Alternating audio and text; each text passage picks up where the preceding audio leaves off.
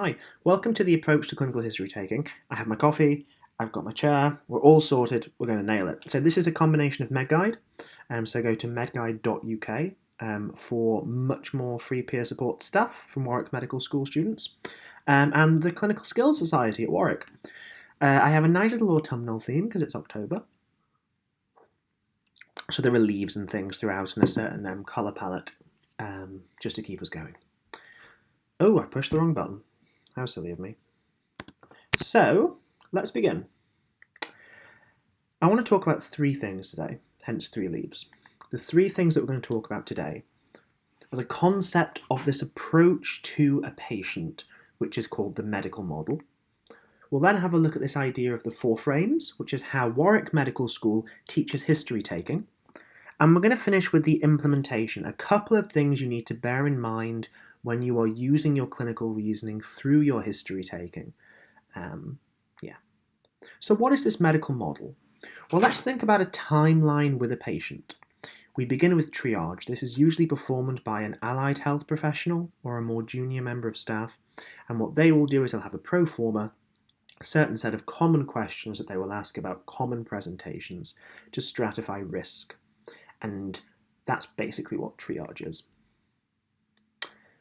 The history is then performed by the clinician, and based on the history we will do a focused examination, and then we'll work up based on the differential that the history and the exam leads to, so bedside, blood, imaging and special investigations. We then come up with a management plan, and we'll follow up the patient going forwards. FU is a common abbreviation for follow-up. So, let's focus on the history. Now this guy here is a guy called Bernard Lown, and he won the Nobel Peace Prize, actually, for his work on nuclear non-proliferation and disarmament and the likes, but he was also a Harvard professor and cardiologist, and he was instrumental in bringing defibrillation to clinical practice and doing a lot of work on sudden cardiac arrest. He also focused quite a bit on creating coronary care units. So a brilliant man. He passed away a few years ago.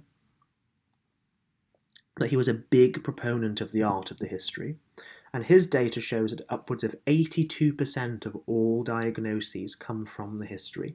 So we have that giant timeline, but with all the most expensive tests in the world and the examinations, what is the classic symbol of a doctor? The stethoscope.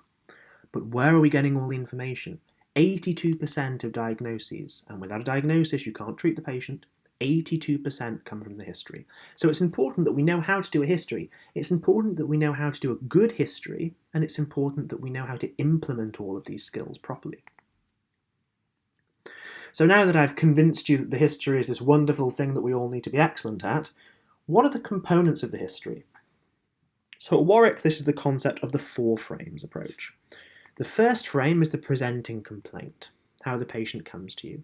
We do a medical and drug history. The third frame is the social history.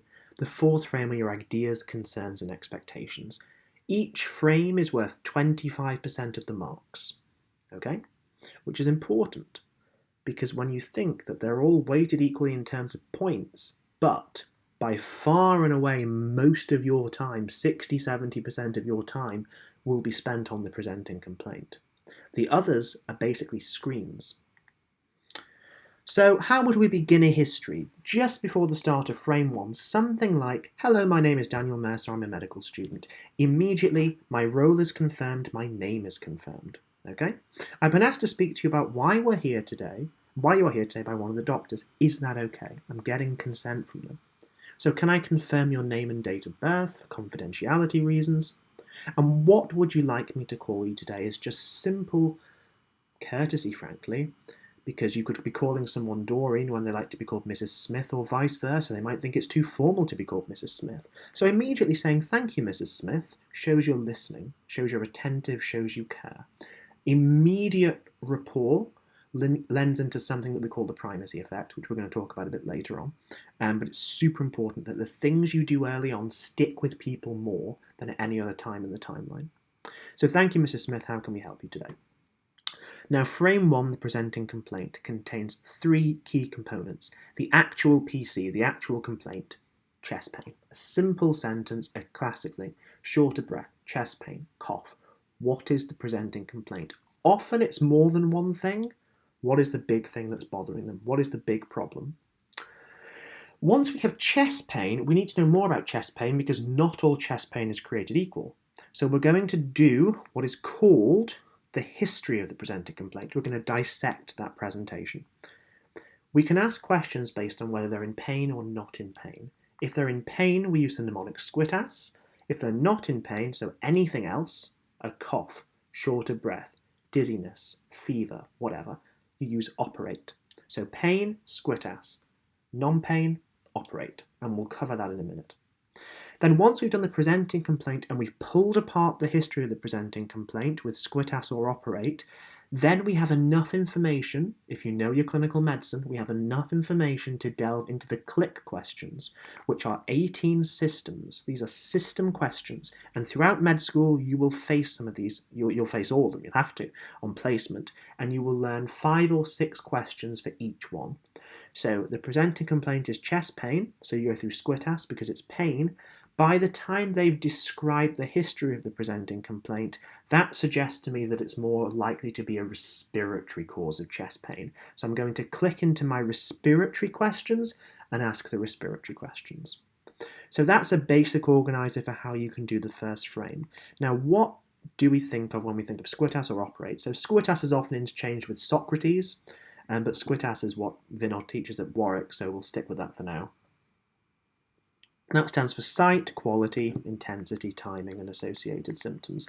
Nail that immediately, just learn that. That's really important.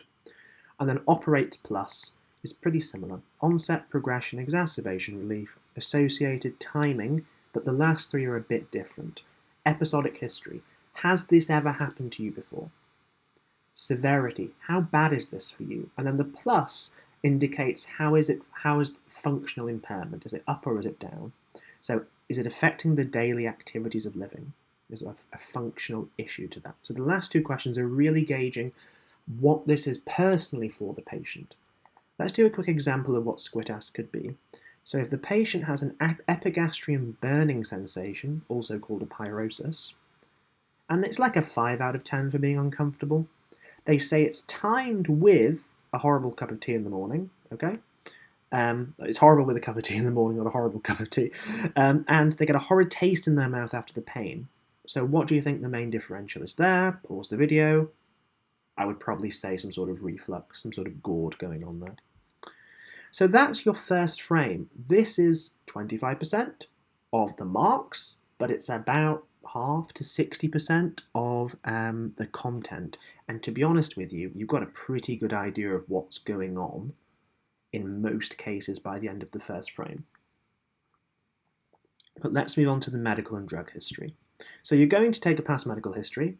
Are you under the care of the doctor for anything? Have you got any past conditions that we need to know about?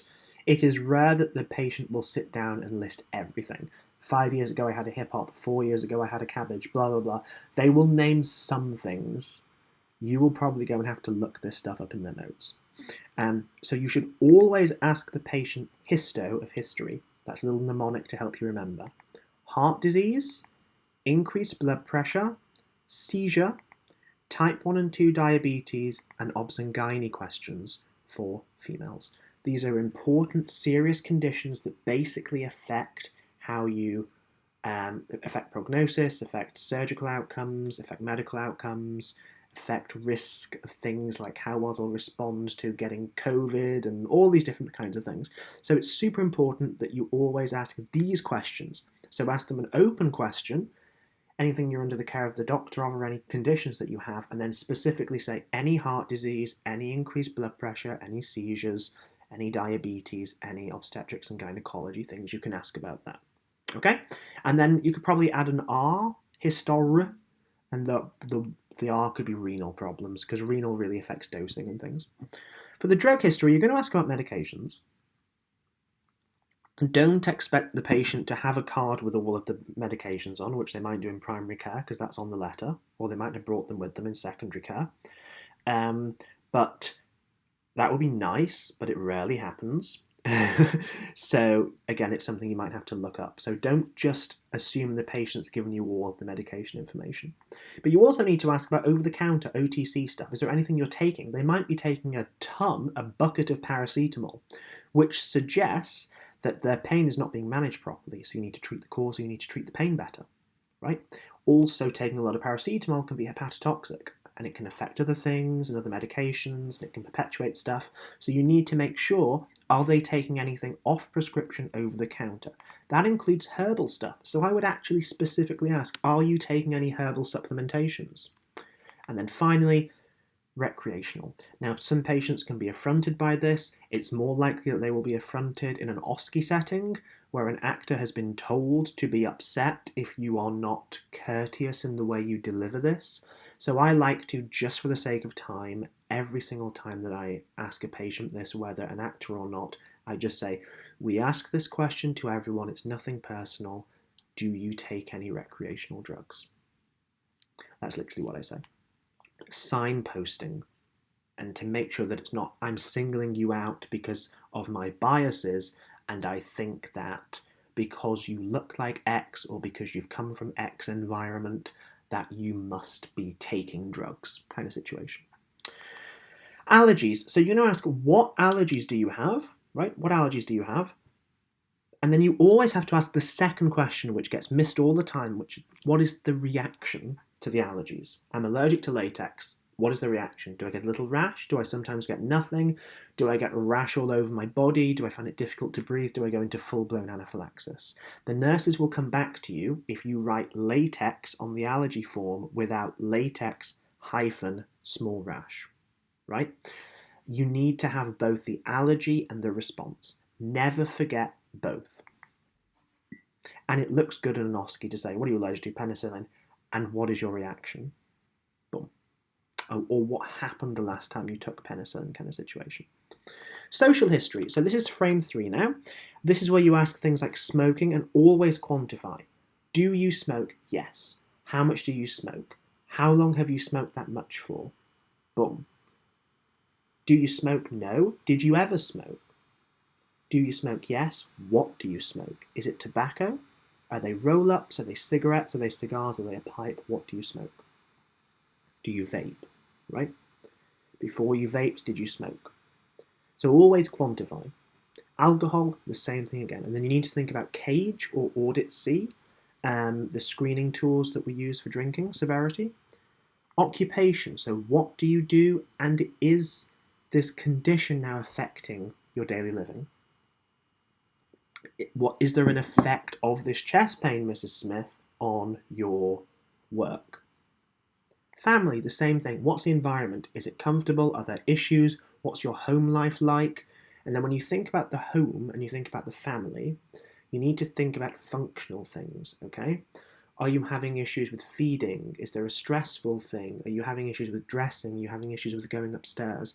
Is your house okay to live in? Is it habitable? Are you having issues in that regard? What about debts and things like that? You can throw in there if you have time. You rarely do. You do in real life, and you should in real life.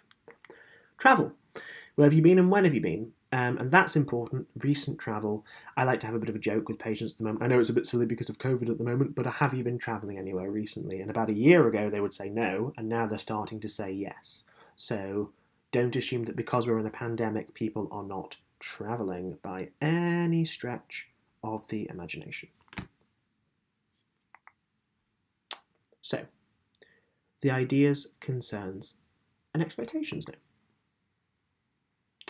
So this is quite simple. Ideas, concerns, and expectations, and then I add 2 questions on the end. But what I'm going to say to you is don't say what are your ideas, what are your concerns, what are your expectations. Try to come up with your own way to ask it. Examiners know when you're asking ICE, so you'll get the marks, but try to come up with a way that's a bit more human. So this is what I ask. What do you think is going on? What's worrying you the most? How can we best help you today? And I always end with, is there anything you think I've missed? Is there anything you want to ask me? End with 2 big open-ended questions. And make sure throughout you're summarising key points of what the patient's saying. If they keep saying, I'm really worried that this chest pain is like the heart attack that my dad had when he was my age, you need to say, it really seems like the thing that's really bothering you is that you're concerned that you're going to have a similar thing like your father. Is that right? Yes. Well, you always, when an ICE is given and they have a concern, they have an expectation, you have to address it. You can't just say, thank you for telling me that concern, boom. Even if the address is something like, we're going to look into that for you. I see that this is a problem for you. I understand. It's going to be a concern for us now as well. So we've done 2 of the 3. Now we're moving on to the third thing, which is a little nod to implementation. So the big question here in implementation is, how do we take all of our book knowledge and all of the lecture knowledge and apply it to an actual patient at the bedside? How do we do that? And the way that I like to think about this is 3 different domains. This concept of illness scripts, error zones, and timeout. Now this sounds like marketing buzzwordy stuff, but bear with me. So what is an illness script? Well, an illness script is a unique thing for every single condition. Okay, so it's a passport for each condition. So let's use GORD, okay, gastroesophageal reflux disease. If you haven't come across it, you will in the next week or 2, because your first block is GI stuff, so you're going to come across this. Now, there is a common way that GORD presents, and there is an uncommon way that GORD presents. The most likely way that GORD presents is heartburn with regurgitation into the back of the throat and some acidity and some weird taste. Acid brash and water brash, it's called. And then risk factors. So there's a family history, an obese person, an older person.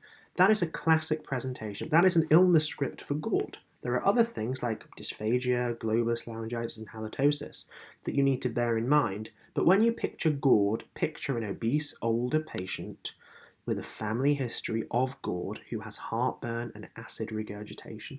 If you think about that, just picture that now and how uncomfortable they would be, how it's associated with hot drinks or spicy food or chocolate sometimes or alcohol sometimes.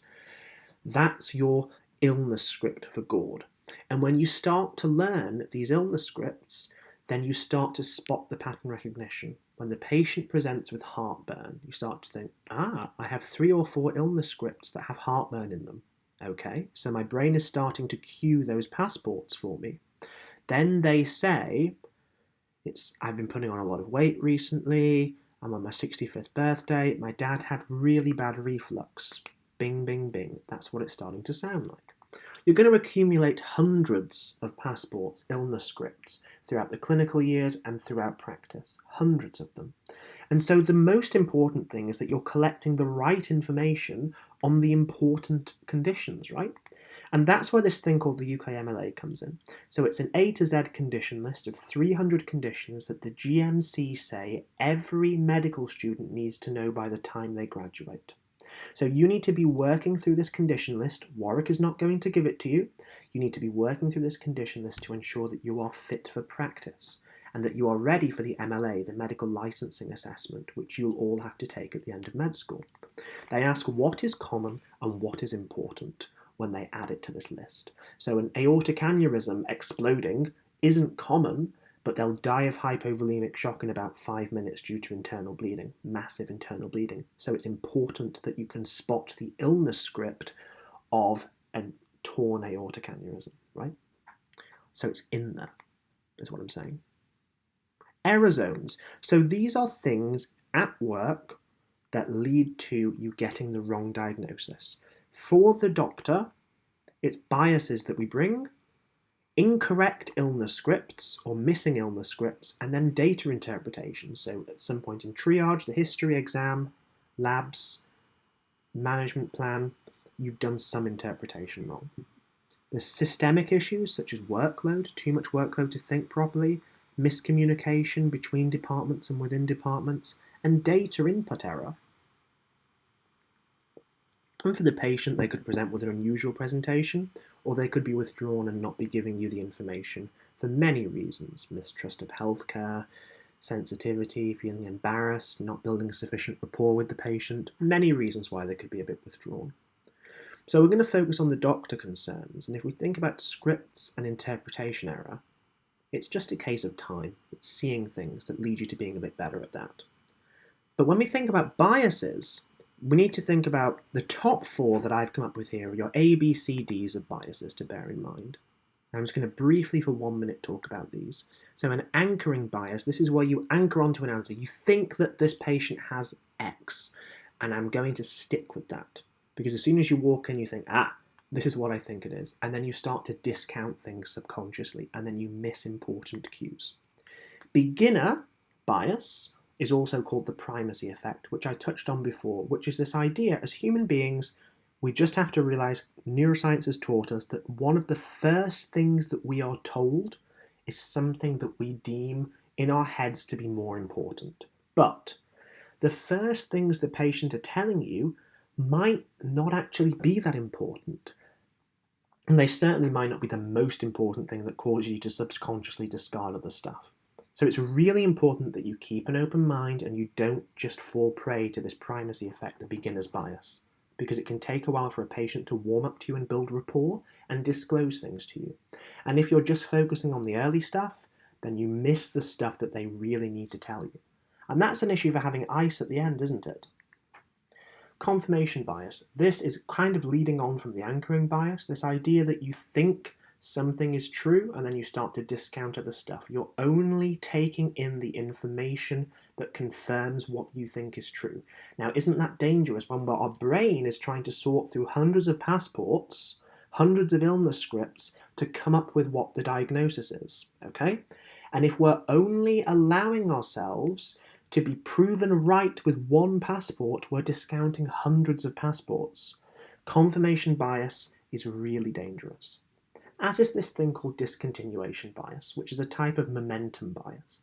So a paramedic sees a patient and thinks the patient has anxiety. Okay? The nurse triages the patient and says the paramedic thought it was anxiety and I think they're right. You're going in to the exam room with at least a subconscious assumption that 2 registered healthcare professionals have already said this patient probably has anxiety. What are the chances that you will miss stuff? That's called momentum bias because you're focused on fulfilling the narrative of stuff that's come before.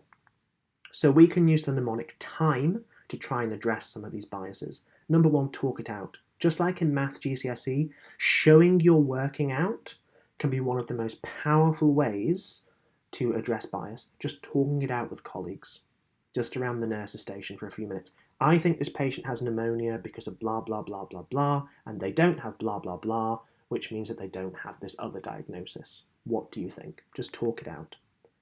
Intruder. Always be aware of that thing that doesn't make sense, that is there that shouldn't be there. Right? So we have a whole pattern of things that make us think that this patient has GORD, right? They've got heartburn, they're obese, they've been smoking and drinking a lot, their parents had GORD, they've had heartburn for ages, but now they've started to lose weight, quite a bit of weight. They were very obese and now they're starting to become obese to overweight. Their BMI is falling and they're getting tired. Now that is an intruder, and we could use anchoring bias. Oh, it was GORD before, so it's still GORD, right? We could use confirmation bias. Ignore weight loss because all we're thinking about is it's GORD and we want to get to lunch ourselves because we've overrun in clinic and we need to get to lunch because we're tired.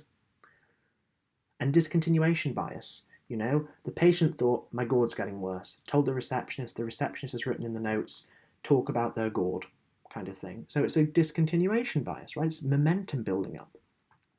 That's the intruder. Look for the intruders because quite often intruders are there, things that don't make sense. Medicine is rarely black and white, and things will be intruding on your passports to make them a bit more grey. Look for the intruders. Metacognition literally means thinking about thinking. So just by the fact that we're on this slide talking about cognitive biases will probably make it better, will probably make it more likely that you spot your cognitive biases. So just saying to myself, I am a human being, therefore I will have biases. I will have biases and that will affect my judgment. Makes it more likely for you to spot your mistakes and catch errors. So make sure that you think to yourself, I am definitely bringing biases to this patient, to every patient. That in and of itself works. And then explore alternatives. What else could it be? You should always ask yourself that. You should have a good consultant would always say, what is your top differential? What else could it be? What doesn't fit with that differential? So that's exploring the alternative.